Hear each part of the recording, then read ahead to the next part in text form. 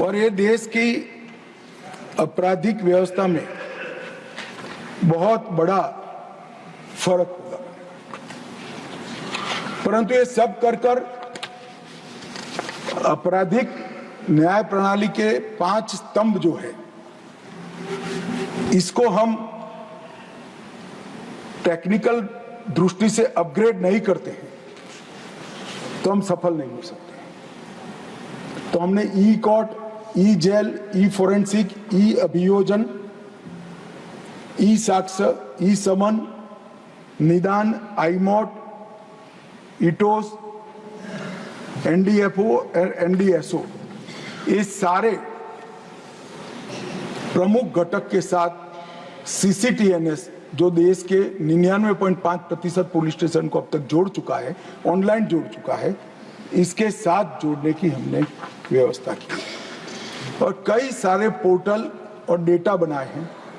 CCTNS आपराधिक का trekking, इसकी नेटवर्क सिस्टम है।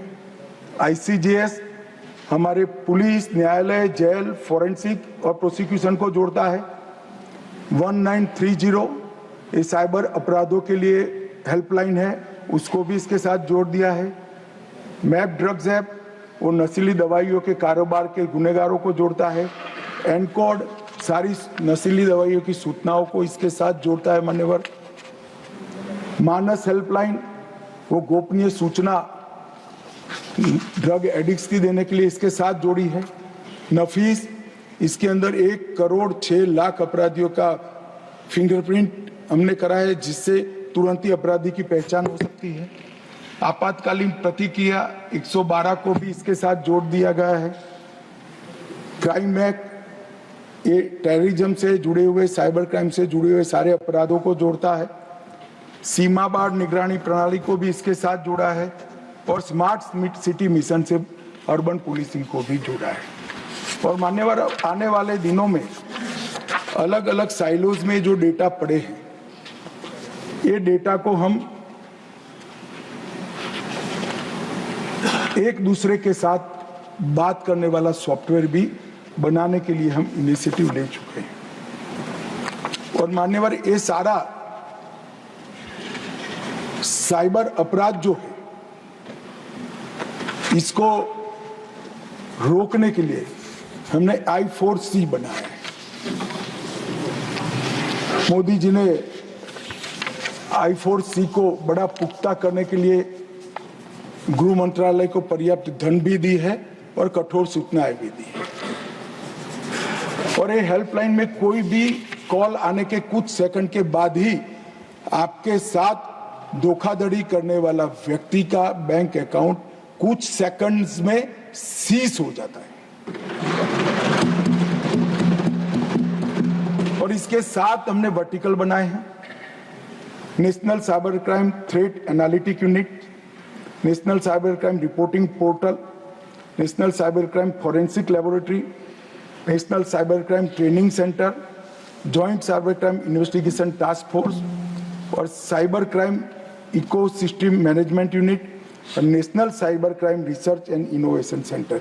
इस 7 वर्टिकल में ICGS 1 और ICGS 2 काम करें।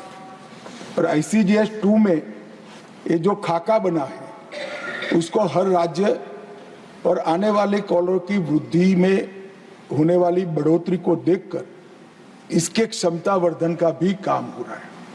और ये फेज 2 1 डेटा 1 एंट्री के सिद्धांत पर हाई स्पीड कनेक्टिविटी के साथ एक समर्पित और सुरक्षित क्लाउड आधारित इंफ्रास्ट्रक्चर के तहत बनाया जा रहा है। और मैं मानता हूं कि इसके बाद ढेर सारा डेटा हमने अब तक जो लेगेसी डेटा भी कलेक्ट किया है। सीसीटीएनएस में 17,717 71 पुलिस स्टेशन कर दिए हैं। 34 करोड़ 1 लाख पुलिस रिकॉर्ड आज हमारे पास डेटा पर उपलब्ध है। लगभग ई कोर्ट में 22,000 अदालतों को जोड़ लिया गया है। ई प्रिजन में 2.2 करोड़ कैदियों का डेटा हमारे पास उपलब्ध है। 1361 जेलों को जोड़ दिया गया है। ई प्रोसिक्यूशन में 1,93,00,000 से अधिक प्रोसिक्यूशन केसों की सामग्री उपलब्ध है। ई फॉरेंसिक में 28,70,000 से अधिक फॉरेंसिक का डेटा देश की 117 फॉरेंसिक लैब का आज जमा हो चुका है। नफीस के अंदर 1,12,00,000 का फिंगरप्रिंट का डेटा है। इंटीग्रेटेड मॉनिटरिंग ऑफ टेररिज्म में आईमॉट में यूओपीए के 22,000 केसों का डेटा हमने रजिस्टर कर दिया गया है। निदान में 8,11,000 से ज्यादा नार्को ऑफेंडर का डेटा उपलब्ध है। Human trafficking offender 1,28,000 human trafficker का डेटा उपलब्ध है और 16 लाख अलर्ट मैक के इसके साथ उपलब्ध है। मान्यवर, ये सारा डेटा अभी एक अलग अलग साइलोज में पड़ा है। अब हम आर्टिफिशियल इंटेलिजेंस का उपयोग कर ये सारा डेटा एक दूसरे के साथ बात कर कई सारे एनालिसिस, क्राइम कंट्रोल और क्राइम को रिस्ट्रिक्ट करने के लिए हमें उपलब्ध कराएंगे। ये लगभग 6 माह में ये सारा प्रयोग हमारा पूरा हो जाएगा। मान्यवर जी, जब हो जाएगा तब जो मैं कह रहा हूँ कि हमारी आपराधिक न्याय प्रणाली दुनिया की सबसे आधुनिक न्याय प्रणाली है, वो हवा में नहीं करा। 19 में अक्टूबर में हमने कानून बनाने की शुरुआत की। 23 तक कानून बन चुका, 24 में लागू हुआ और 19 की शुरुआत से ही ये सारे स्तंभ में हमने डेटा जनरेशन की शुरुआत की थी और 22 में हमने आर्टिफिशियल इंटेलिजेंस का उपयोग कर सॉफ्टवेयर बनाने की शुरुआत की, जो मुझे लगता है लेट से लेट दिसंबर तक बन जाएगा। मानिए, ये सारा जब बन जाएगा तब अपराधियों को बचने की जगह नहीं मिलेगी और मुझे लगता है इसमें तो विपक्ष को कोई तकलीफ नहीं होनी चाहिए। मान्यवर, जब हम फॉरेंसिक साइंस की बात करते हैं तो हमने फॉरेंसिक साइंस के क्षेत्र में चतुष्कोणीय स्ट्रेटेजी अपनाई है। इंफ्रास्ट्रक्चर में मजबूती, विशेषज्ञों के मैन पावर का निर्माण और दुनिया भर की अद्यतन फॉरेंसिक टेक्नोलॉजी को उपलब्ध करना और R&D को बढ़ावा देना। हमने नेशनल फॉरेंसिक साइंस यूनिवर्सिटी की स्थापना की, जो तज्ञ युवाओं की फौज बना रहा है। 72 अलग अलग क्षेत्र में PhD तक के कोर्स बन चुके हैं। लगभग आज 5,137 विद्यार्थी हैं। 2 साल के बाद इसमें 35,000 विद्यार्थी होंगे, क्योंकि 14 राज्यों में फॉरेंसिक साइंस यूनिवर्सिटी की कॉलेज खुल जाएगी और R&D के लिए लगभग 30,000 रिसर्च पब्लिकेशन हम घोषित कर चुके हैं और 100 से ज्यादा रिसर्च प्रोजेक्ट अभी चल रहे हैं।